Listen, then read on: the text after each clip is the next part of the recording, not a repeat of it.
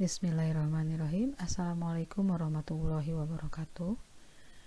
Pada kesempatan ini kita akan membahas tentang perhitungan yang terjadi di dalam suatu larutan yang disebut dengan stoichiometri larutan.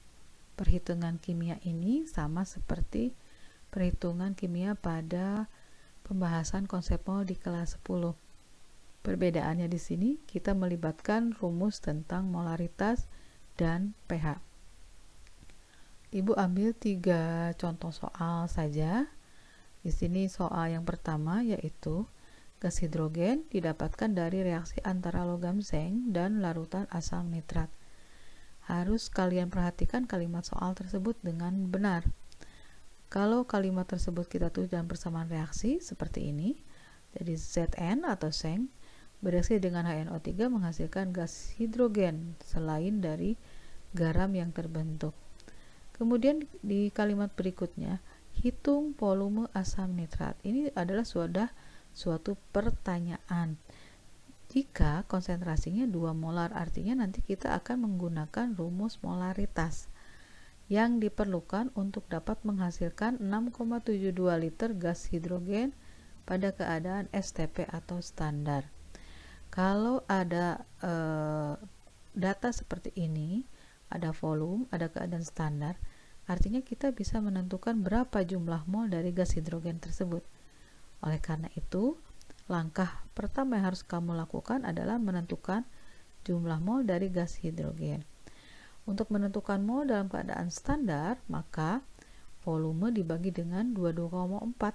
Ini adalah suatu tetapan, silahkan kalian lihat lagi materi kelas 10 tentang konsep mol. Sebesar 0,3 mol hasilnya kan? Setelah itu kita bisa menyimpulkan kalau hanya ada satu zat yang diketahui jumlah molnya dalam reaksi tersebut, berarti kita menyimpulkan reaksi itu adalah reaksi yang tidak bersisa atau reaksi habis.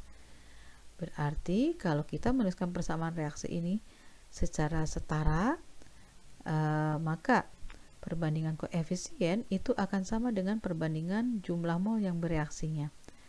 Ibu sengaja bedakan antara HNO3 dengan H2 karena H2 ini sebagai tanda zat yang diketahui, sehingga kenapa dia 0,3 itu berawal dari jawaban mol H2 ini, kemudian kita masukkan ke dalam 0,3 mol.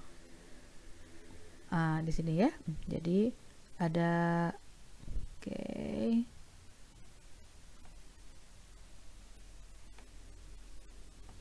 yang itu ya.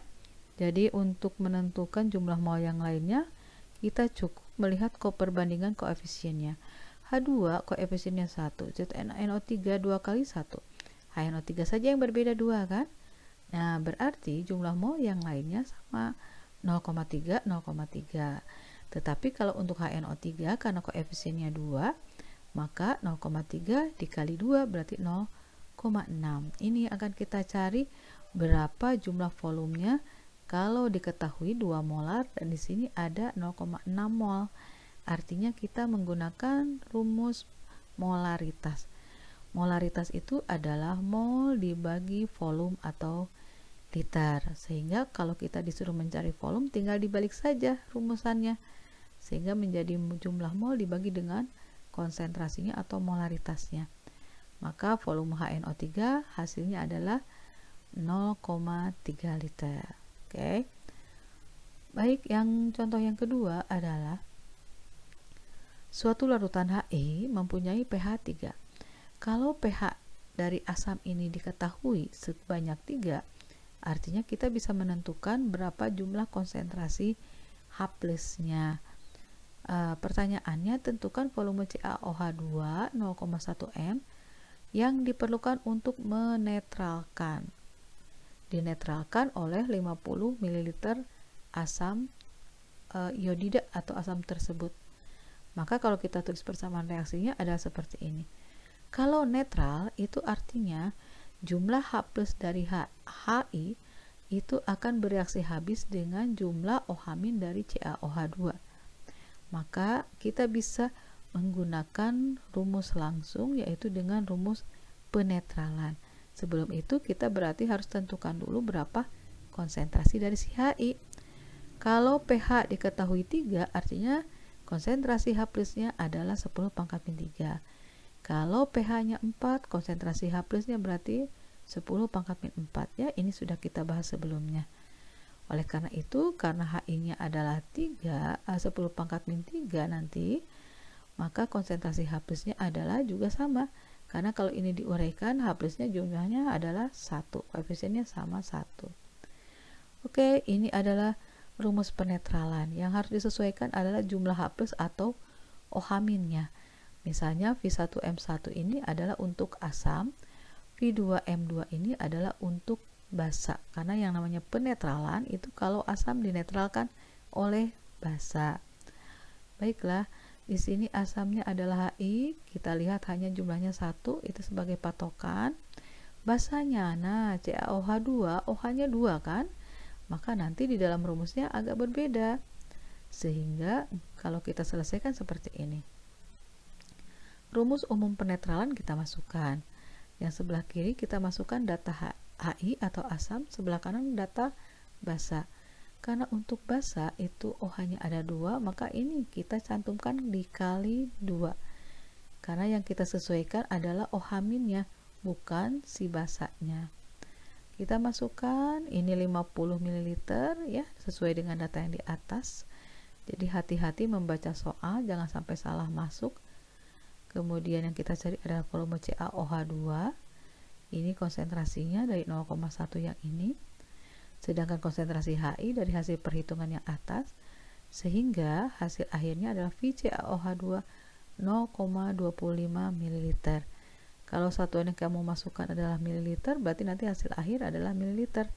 Kalau kamu masukkan liter, berarti hasil akhir adalah liter. Jadi ini untuk rumusan ini tidak menjadi suatu standar apakah harus mililiter atau liter, tergantung pertanyaan. Oke. Untuk rumus penetralan ini sama ya dengan rumus pengenceran pada saat kita membahas laju reaksi. Yang ketiga, jika ada dua zat yang diketahui datanya sehingga kita bisa menentukan jumlah molnya. Oke, di sini ada magnesium 2,4 gram, AR-nya 24.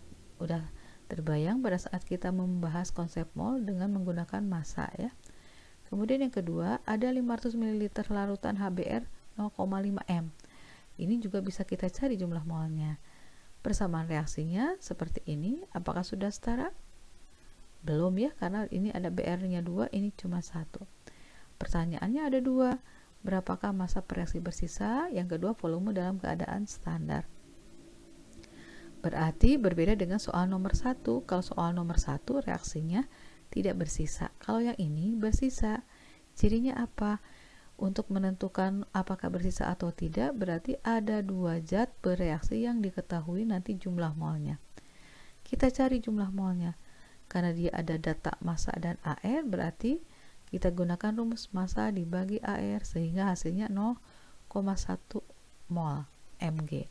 Sedangkan HBr karena yang diketahui adalah volume dan molaritas, berarti rumusnya adalah dengan menggunakan rumusan molaritas. Molar sama dengan mol per liter. Sehingga kalau kita mencari mol berarti volume dikali molaritas. Ibu ubah sengaja ke dalam liter supaya nanti hasilnya ada di dalam satuan mol, sehingga setara dengan satuan magnesium. Berarti 0,5 liter dari 500 ml ya, dikali 0,5 m molar, 0,25 mol. Kemudian kita tulis persamaan reaksi yang setara. Ada dua zat yang diketahui, kemudian kita harus mencari berapa volume dari H2. Koefisiennya berarti seperti itu, berasa udah bisa. Nah, yang berikutnya adalah jumlah mol mula-mula. Jumlah mol mula-mula itu sesuaikan dengan data yang di atas ini. Koefisien tidak mempengaruhi terhadap jumlah mol mula-mula. Jadi kalau di sini 0,25 kita tulis 0,25 saja. Sedangkan MgBr2 dan H2 karena belum bereaksi karena masih awal, berarti dia belum ada jumlah molnya. Selanjutnya, kita tuliskan mol yang bereaksi berapa. Untuk menuliskan jumlah mol yang bereaksi, maka harus disetarakan dengan jumlah koefisiennya.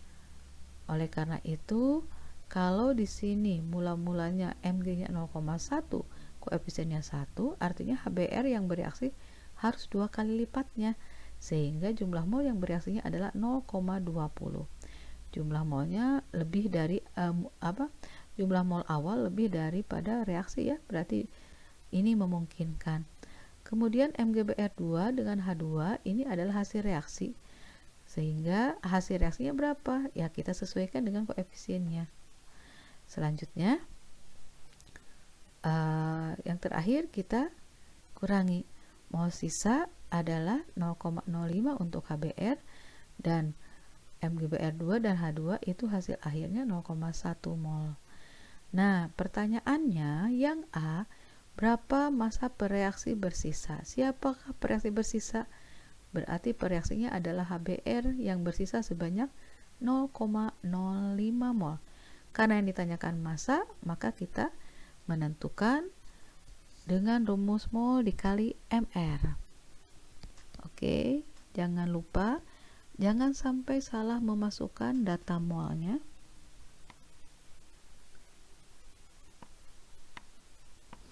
Itu yang mol HBr sisa, hasilnya berarti 2,7 gram. Kemudian untuk yang kedua, kita disuruh mencari volume gas yang terbentuk. Siapakah yang terbentuk gasnya? Berarti gas hidrogen. Dalam keadaan STP berarti standar. Rumus yang kamu gunakan mol dikali 22,4. Oke, ini juga jangan sampai salah masuk mol. Nah, dari situ jumlah molnya. Sehingga hasilnya 2,24 liter satuannya. Oke, ini contoh soalnya. Berikutnya ini ada tugas latihan soal stoikiometri larutan. Semakin sering kita berlatih, maka kalian akan lebih sering terasa untuk menyelesaikan soal-soal ini. Silahkan kalian kerjakan, coba kerjakan ya. Mudah-mudahan bisa dipahami, dan selamat mengerjakan, semangat berlatih soal, semoga sukses. Wabillahi taufiq wa hidayah. Wassalamualaikum warahmatullahi wabarakatuh.